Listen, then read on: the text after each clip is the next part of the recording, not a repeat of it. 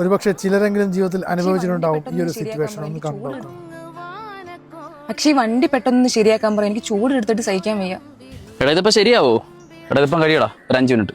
പഠിക്കുന്ന സമയത്ത് വലിയ വണ്ടിയൊക്കെ എടുക്കണമെന്ന് ആഗ്രഹിച്ചിട്ട് വലിയ വണ്ടി പണിയേണ്ട അവസ്ഥയല്ലേ. എടാ നീ ഇങ്ങോട്ടൊന്ന് നോക്കണം, ഒരു ഫോട്ടോ എടുക്കട്ട്. നമ്മളോണ്ട് ഒന്നിച്ച് പഠിച്ച് എല്ലാവരും കൂടെ ചേർന്ന് ഒരു ഗ്രൂപ്പൊക്കെ തുടങ്ങി, അതിനകത്തിടാൻ വേണ്ടി. നിനക്ക് വലിയ കാര്യങ്ങളൊന്നും അറിയാൻ ഫോണൊന്നും ഇല്ലല്ലോ. ഒന്ന് നോക്കി ഇതൊക്കെ ഇല്ലാത്തേ നല്ലത്, മനസ്സമാനം കിട്ടും. നീ ഇപ്പോഴും അപ്ഡേറ്റ് ആവാത്തതിന്റെ പ്രശ്നമായിരിക്കും. ഡേയ് ഇതായിരുന്നേണ്ട നമ്മളോട് പഠിച്ച സന്ദീപ്, അപ്പൊ ഡോക്ടറാണ്ട. ഹലോ പറയടാ. ഓടാ ഗ്രൂപ്പിട്ട് നമ്മളോട് പഠിച്ച വിഷ്ണു തന്നെ. ഓ ഞാനും 6 കൊല്ലത്തിന് ശേഷമല്ലേ കാണണം. അന്നത്തെ കണക്ക് തന്നെ ഒരു ഗതിയും പരാതി ഇല്ലാതെ ഇപ്പോഴും നിൽക്കുന്നു.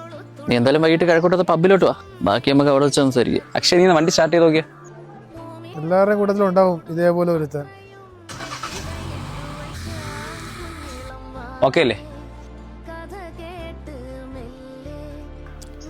എടാ പിന്നെ ഇതാ ഇരുന്ന് വെച്ചോ, കാശിന് ആവശ്യമുള്ളതല്ലേ. ഇതെന്റെ കാർഡാണ്, നീ എന്തെങ്കിലും ആവശ്യമുണ്ടോ വിളി.